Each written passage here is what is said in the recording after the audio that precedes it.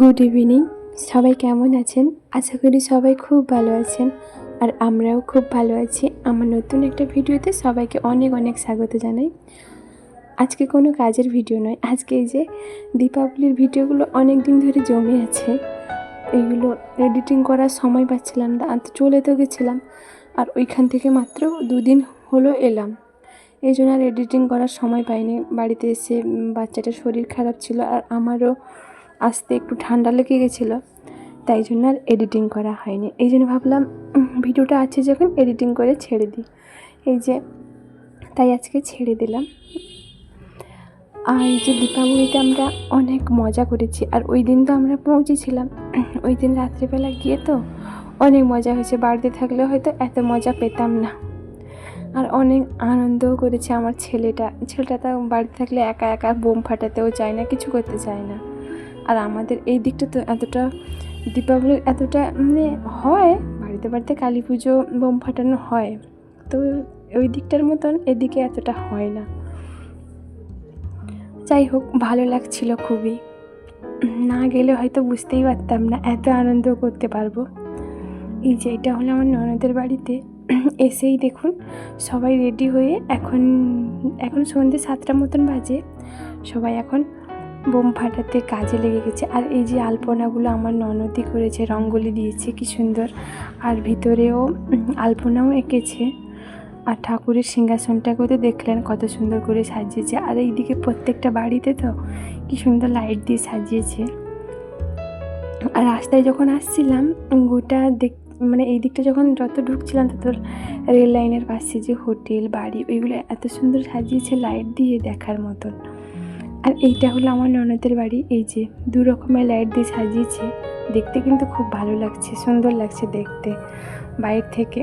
এই যে দেখুন, আর ভিতরেতে রঙ্গোলি দিয়ে আরও সুন্দর করে দিয়েছে ডিজাইন, রঙ্গোলির ডিজাইনগুলো এত সুন্দর হয়েছে।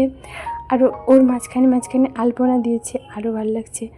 আর এখন একটু ঠান্ডা লাগছে, আর আমার ছেলে এখন এই যে খেলা করছে, আর ননদের ছেলে এখানে খাচ্ছে। আর বাচ্চার সঙ্গে বাচ্চা থাকলে আর একজন যেও থাকলে দাদা বা ভাই, মজাটাই আলাদা, তাই জন্য ওরা মজা করছিল। আর আমার ছেলে তো কোনো রকম এসেই ড্রেসটা চেঞ্জ করে লেগে পড়েছে, আর ও বোমকে ঝুরঝুরি বাতিকে দেখেই ভয়, তবু আমার যে ভাগনাটা ও একটু ছোটো যে কি বোম বলে ওইগুলো ফাটাতে ভালোবাসতো, কিন্তু ও ফাটিয়েছে, ওর সঙ্গে ও একটু সাহস করে ফাটিয়েছে, না হলে ঝুরঝুরি বাতি একটাও ধরলো না, ভয় লাগছিল। এই যে আমার ননদের বাড়ি ছাদে এখন এসছি, ছাদে এসে যে এগুলো হলো চন্দ্রমল্লিকা গাছ, আমি দেখছিলাম লঙ্কা গাছ, তারপরে যত রকমের সবজি আছে সব একটা করে গাছ হয়েছে, বিশেষ করে লঙ্কা গাছ অনেক হয়েছে। আর এখানে ধরানো হবে, এই জন্য ছাদে এসছে সবাই। আর এখানেও অনেক বোম ফাটানো হয়েছে, আর আমার বর তো ওই যে কি তাল বোম না কি বলে ওইগুলো, আর আমি শুধু দূর থেকে দাঁড়িয়ে ভিডিও করছিলাম, আমি কিন্তু কাছে যাইনি। আমাকে কিন্তু বড্ড ভয় লাগে বোম, আর এইগুলোতে আরও ভয় লাগে, বিশেষ করে এইগুলো তবুও ঠিক আছে, এগুলো কি বোম একটা বলে।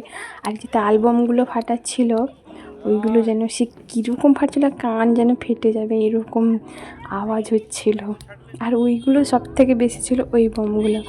এই জন্য আমি একটা ফাটিয়েছিলাম, তবুও পায়ের কাছে ফাটিয়ে দিয়েছি, আর একটু হলে কি নাই কি হতো। তো যাই হোক, আর এখন এগুলো কি বোম বলে, এগুলো চরকি বোম না কি একটা বলে, বোম না চরকি বলে এগুলোকে, ঘুরে শুধু। আর এদের আনন্দটা দেখুন। আর এখন আমি এসেছি আমার বড় ননদের বাড়ি, ওর ঘরের সামনে, ওইটা হলো তার পরের দিন ছোট কালী পুজো বলে এইখানে, ওই দিনটা এসেছিলাম। তারপরের দিন এসে এই যে দেখুন, এটা হলো আমার বড় ননদের বাড়িটাও সাজানো হয়েছে খুব সুন্দর করে।